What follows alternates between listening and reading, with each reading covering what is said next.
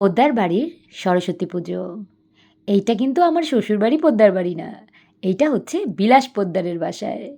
বিলাসদা হচ্ছে আমার বোনজামাই। এইবার পুষ্পির বিয়েতে সরস্বতী পূজা পড়েছিল। তো আমরা সবাই মিলে বিলাসদার বাসায় সরস্বতী পূজার আনন্দটা উপভোগ করতে পেরেছি। আমরা তো এবার সবাই খুব কনফিউজ ছিলাম যেহেতু বিয়ের দিন সরস্বতী পূজা পড়েছে, আমরা কোথায় গিয়ে সরস্বতী পূজা করব?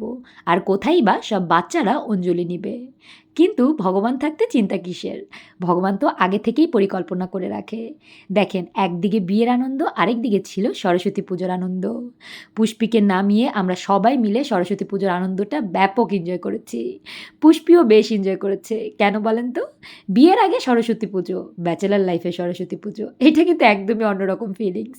আর এই বছর সরস্বতী পুজোয় রুদ্রমকে হাতেখড়িও দিয়েছি। সেটাও আপনাদের সাথে শেয়ার করব।